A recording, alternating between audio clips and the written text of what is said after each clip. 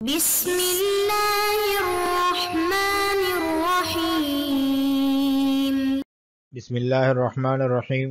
الحمدللہ وکفا وسلام علی عبادہ الذین اصطفیٰ اما بعد۔ عزیز طلبہ، شرح الجمی کا سبق نمبر 86 شروع کر رہے ہیں۔ اس سبق کو والمفعول لہ سے لے کر فی جواز وقوعها موقع الفاعل تک پڑھیں گے۔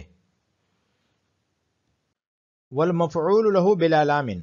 مفعول لہ بغیر لام کے یہ نائب فاعل نہیں بن سکتا۔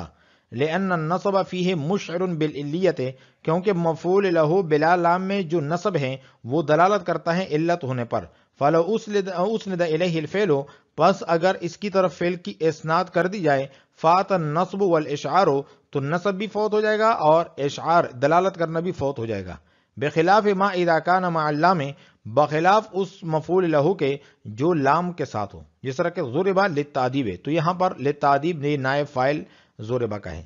والمفعول معہ کذالک، اور مفعول معہ بھی مفعول لہ بلا لام کی طرح ہیں۔ ای کل من المفعول لہ والمفعول معہ کذالک،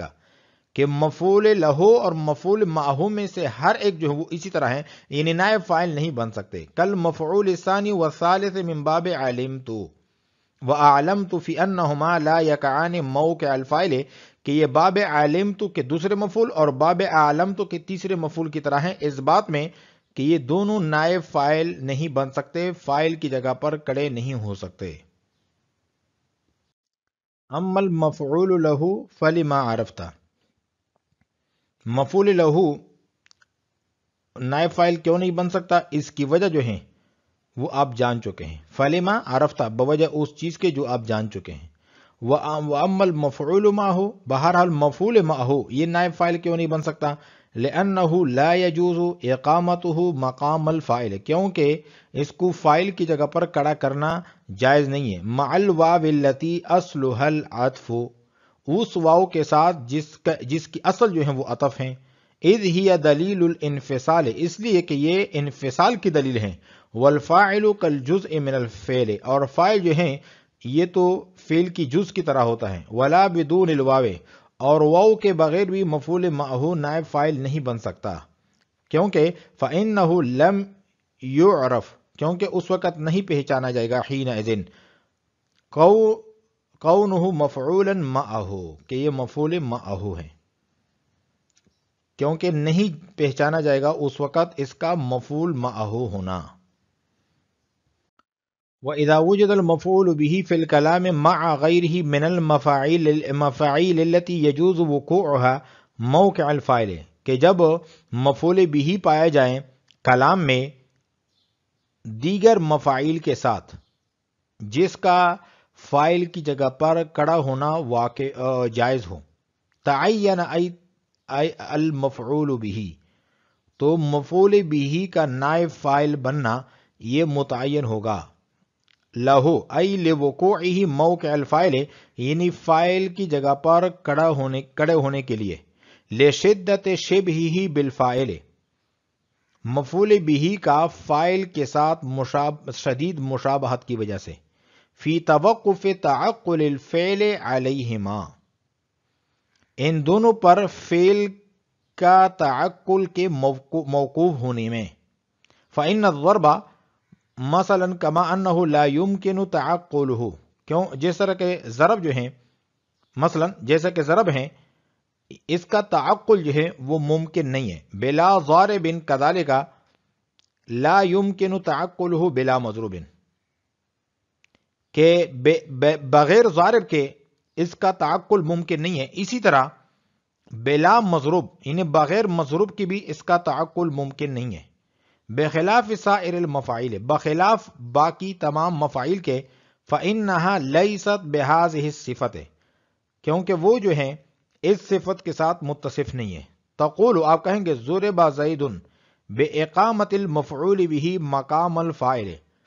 مفعول به کے کھڑا کرنے کے ساتھ فاعل کی جگہ پر۔ یوم الجمعۃ ظرف زمان، یوم الجمعۃ جو ہیں یہ ظرف زمان ہے۔ امام الامیر ظرف مکان، یہ ظرف مکان ہے۔ ضربا شدیدا مفعول مطلق للنوع باعتبار صفت، یہ مفعول مطلق ہے، نوعی ہے باعتبار صفت کے۔ وفائدۃ وصف وصف ضرب بالشدت، اور ضرب کو شدت کے ساتھ متصف کرنے کا جو فائدہ ہے، التنبیہ وہ تنبیہ ہے، علی ان المصدر اس بات پر کہ مصدر جو ہیں لا یقوم مقام الفاعل، یہ فاعل کی جگہ پر کھڑا نہیں ہو سکتا، بلا قید مخصص، بغیر قید مخصص کے، یعنی ایسے قید کے جو تخصیص کرنے والا ہو، اذ لا فائدۃ فیہ، اس لیے کہ اس میں کوئی فائدہ نہیں ہے، لدلالۃ الفعل علیہ، فعل کی دلالت کرنے کی وجہ سے اس پر، فی داری ہی جار مجرور، فی داری ہی جو ہے یہ جار مجرور ہیں، شبیہ بالمفاعل، یہ مفاعل کے مشابہ ہیں، اقیم مقام الفاعل مثلہا، یہ مفاعل کی طرح فاعل کی جگہ پر کھڑا ہو سکتا ہے، فتعین زید، پس زیدن جو ہیں یعنی زید جو ہیں وہ متعین ہوگا، وَإِن لَمْ يَكُنْ أي وَإِن لَمْ يوجد فی الکلام المفعول به، پس اگر کلام میں مفعول به نہ پایا جائے، فالجمیع الجمیع ما سوى المفعول به سواء، پس مفعول به کے علاوہ تمام مفاعیل اس میں برابر ہیں، نائب فاعل بننے میں برابر ہے، فی جواز وقوعها موقع الفاعل، فاعل کی جگہ پر کھڑے ہونے کی جواز میں، والمفعول له والمفعول معه كذلك، صاحب کافیہ فرماتے ہیں کہ مفعول لہو اور مفعول ماہو یہ نائب فاعل نہیں بن سکتے، فاعل کی جگہ پر کھڑے نہیں ہو سکتے، والمفعول لہو بلا لام لأن النصب فیہ مشعر بالعلیت، اس عبارت میں شارح کی غرض مفعول لہو بلا لام کے فاعل کے قائم مقام نہ ہو سکنے کی وجہ کا بیان فرما رہے ہیں کہ مفعول لہو بلا لام کا نصب اس کے فعل کے لیے علت ہونے پر دلالت کرتا ہے، اگر اس کو فاعل کے قائم مقام کر دیا جائے تو اس کا نصب فوت ہو جائے گا، اس لیے کہ مفعول ما لم یسمى فاعلہ مرفوع ہوتا ہے، منصوب نہیں ہوتا، جب اس کا نصب فوت ہو جائے گا تو علت ہونے پر دلالت بھی فوت ہو جائے گی، اسی وجہ سے مفعول لہو فاعل کے قائم مقام نہیں ہو سکتا، لأن النصب فیہ مشعر بالعلیت، کیونکہ اس میں جو نصب ہیں وہ دلالت کرتا ہے علت پر، فلو اسند الیہ الفعل، پس اگر فعل کی اسناد اس کی طرف کر دیے جائے، فات النصب والاشعار، تو نصب اور دلالت کرنا یعنی اشعار یہ فوت ہو جائے گا، بخلاف ما اذا کان مع اللام، اس عبارت میں شارح کی غرض بلا لام کی قید کا فائدہ بیان کرنا ہے کہ یہ قید اس لیے لگائی ہے کیونکہ اگر یہ قید نہ لگاتے تو یہ اعتراض وارد ہوتا کہ مفعول لہو فاعل کے قائم مقام ہو سکتا ہے، جیسے ضربا لتعدیب میں لتعدیب مفعول لہو ہے، حالانکہ یہ فاعل کے قائم مقام ہیں، لیکن جب بلا لام کی قید لگائی گئی تو یہ اعتراض رفع ہو گیا، اس لیے کہ لتعدیب فاعل کے قائم مقام بلا لام نہیں ہے بلکہ مع اللام ہے، نحو ضربا للتعدیب، والمفعول معه كذلك، ای کل من المفعول له والمفعول معه كذلك، اس عبارت میں شارح نے یہ بتا دیا کہ کذالک یہ فقط مفعول له کی خبر نہیں بلکہ مفعول له اور مفعول معه میں سے ہر ایک کی خبر ہیں، ای کل من المفعول له والمفعول معه كذلك، کہ مفعول له اور مفعول معه میں سے ہر ایک جو ہے وہ اسی طرح ہے، یعنی نائب فاعل نہیں بن سکتے، ای کل مفعول ثانی و ثالث من باب علمت و علمت فی انہما لا یقعان موقع الفاعل، کہ یہ باب علمت کے دوسرے مفعول کی طرح ہیں اور باب علمت کی تیسرے مفعول کی طرح ہیں، اور ان دونوں میں یہ بات مشترک ہیں کہ یہ فاعل کی جگہ پر کھڑے نہیں ہو سکتے، جس طرح کہ باب علمت کا دوسرا مفعول اور باب علمت کا تیسرا مفعول یہ نائب فاعل نہیں بن سکتا، اسی طرح مفعول لہو اور مفعول معہو یہ بھی نائب فاعل نہیں بن سکتے، فی انہما لا یقعان موقع الفاعل، کہ یہ اس بات میں مشترک ہیں کہ یہ فاعل کی جگہ پر کھڑے نہیں ہو سکتے، اما المفعول لہو فلما عرفت، مفعول لہو نائب فاعل کیوں نہیں بن سکتا اس کی وجہ گزر گئی ہے، وَأَمَّا الْمَفْعُولُ مَعَهُ لِأَنَّهُ لَا يَجُوزُ إِقَامَتُهُ مَقَامَ الْفَاعِلِ مَعَ الْوَاوِ الَّتِي أَصْلُهَا الْعَطْفُ،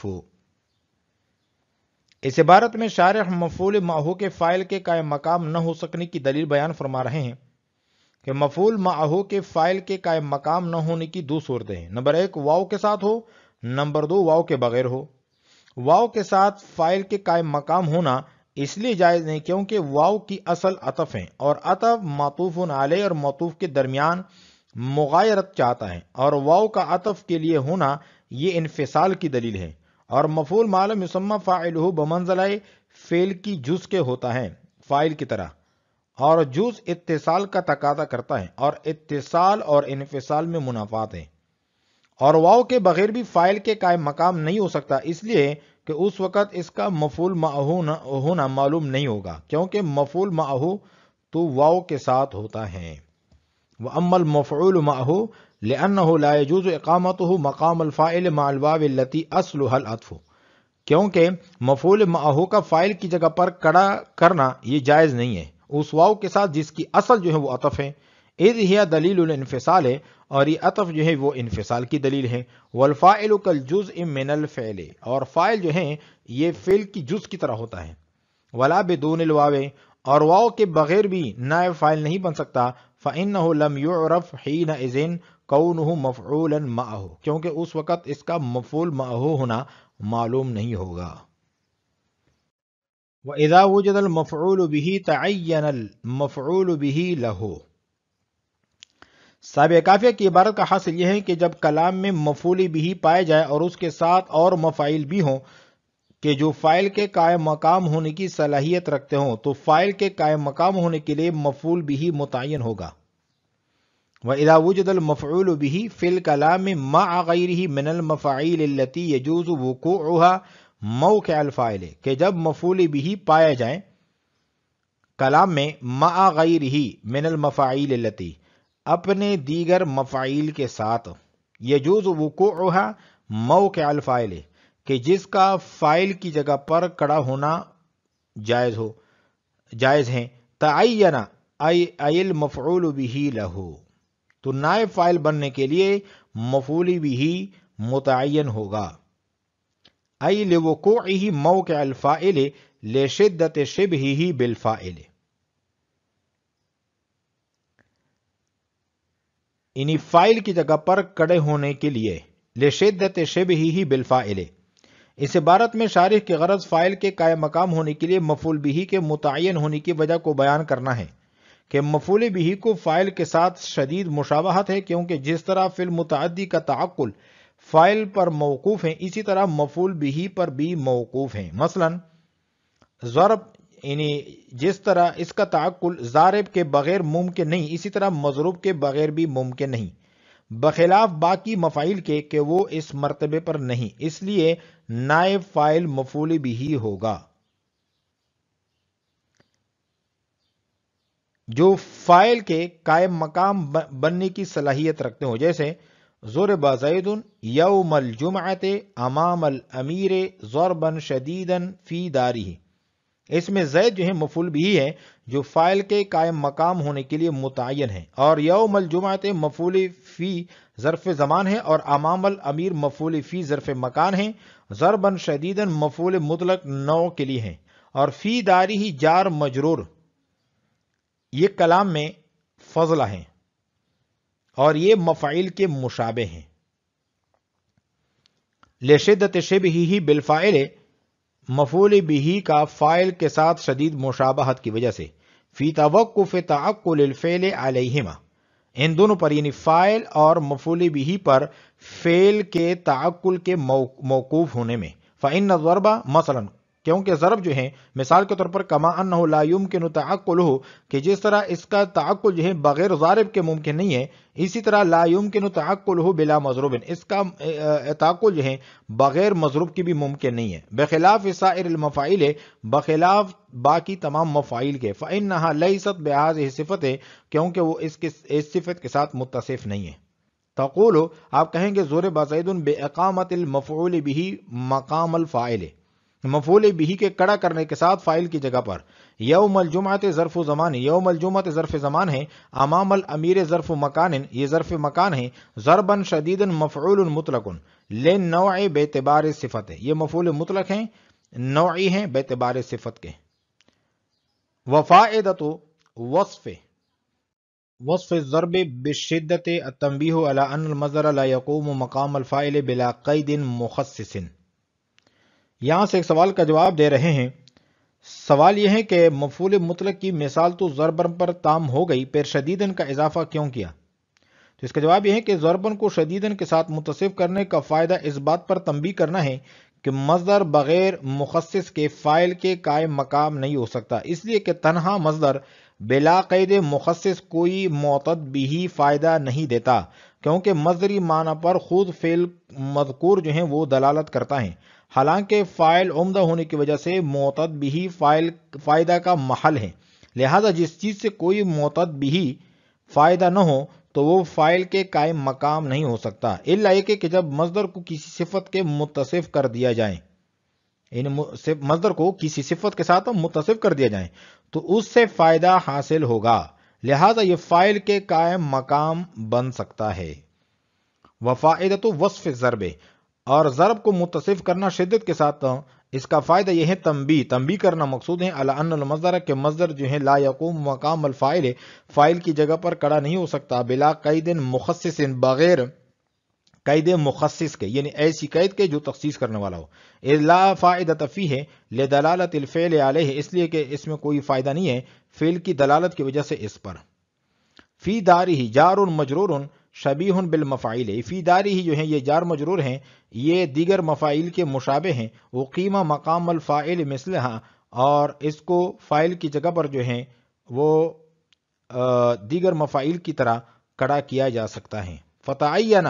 زید، پس زیدن جو ہیں یہ متعین ہوگا نائب فاعل بننے کے لیے، وَإِن لَمْ يَكُنْ أَيْ وَإِن لَمْ يوجد فِي الْكَلَامِ الْمَفْعُولُ بِهِ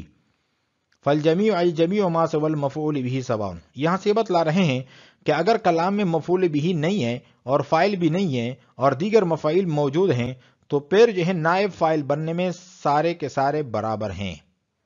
یعنی کسی کو بھی آپ نائب فاعل بنا سکتے ہیں۔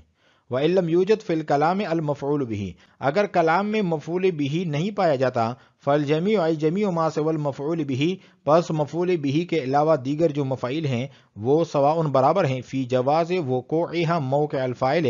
فاعل کی جگہ پر کھڑے ہونے کے جواز میں۔ آج ہم نے پڑھا ہے والمفعول له سے لے کر فی جواز وقوعها موقع الفاعل تک۔ وعلیکم السلام ورحمۃ اللہ تعالی وبرکاتہ۔